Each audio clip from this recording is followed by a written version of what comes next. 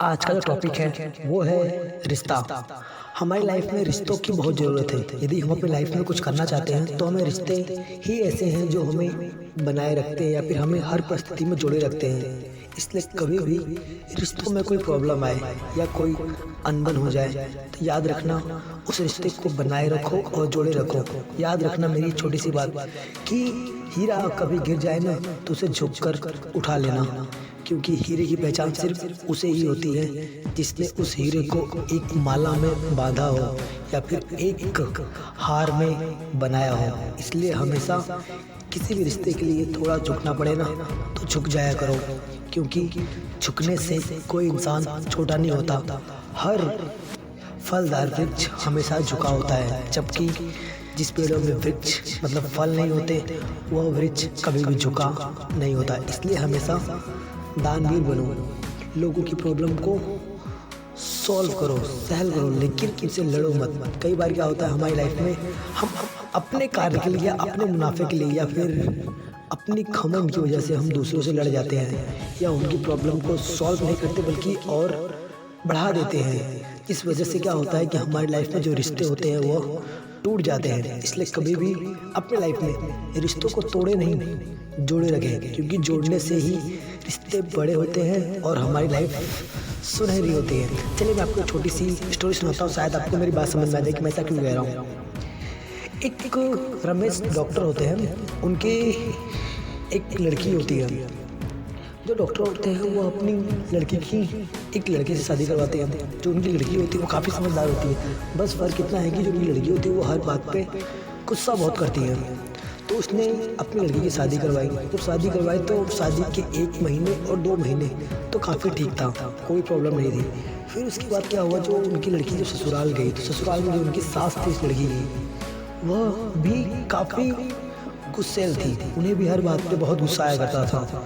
और जो डॉक्टर की लड़की थी इन्हें बहुत गुस्सा आया करता था। हुआ क्या कि 1 से 2 महीने या 3 महीने तो शांति रही, कोई प्रॉब्लम नहीं हुआ, लेकिन चौथे या 5वें महीने में दोनों में काफ़ी अनबन होने लगी। सास और बहू में जमने नहीं लगा, दोनों हर चीज़ में कमी निकालने लगते। वो कुछ भी बनाती अपनी सास के लिए तो सास उस काम में कमी निकालने लगती कि ऐसा बनाई वैसा बनाई। तो हर दिन कुछ ना कुछ अनबन हो जाती है, कुछ ना किसी बात पर दोनों में झगड़ा हो जाता।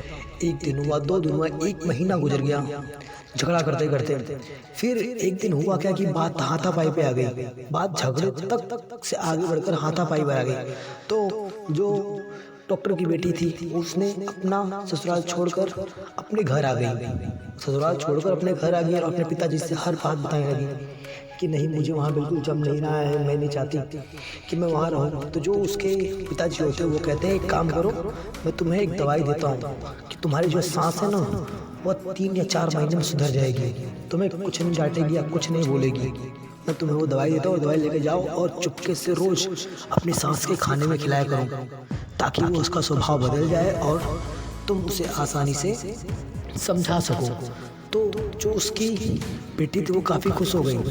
फिर उसके पिताजी ने कहा कि मैं दवाई भी दे रहा हूँ और एक काम करना कि उसकी जो सांस है उसकी सांस के सामने आप ऐसे व्यवहार करना जैसे मानो कुछ जानते ही नहीं हो।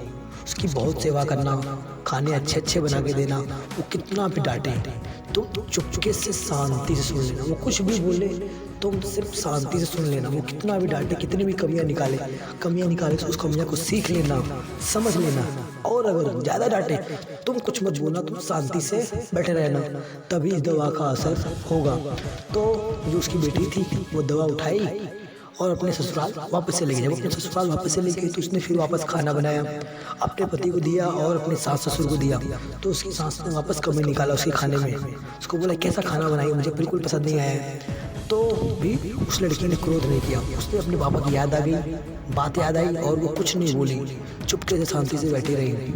फिर वो अपनी सास की सेवा करने लगी, पैर दबाने लगी, उसकी काफ़ी केयर करने लगी, उसकी हर बात को मानने लगी। कहीं भी जाती आती तो वो अपनी सास के साथ जाती और उसकी काफ़ी हेल्प करती और हमेशा खाने में अच्छा अच्छा पकवान बना कर खिलाती और कभी भी अपनी सास की बातों का जवाब बिल्कुल नहीं देती। तो जो उसकी सास थी वो काफ़ी सुधर गई, उसकी सास में ही बदलाव आने लगा।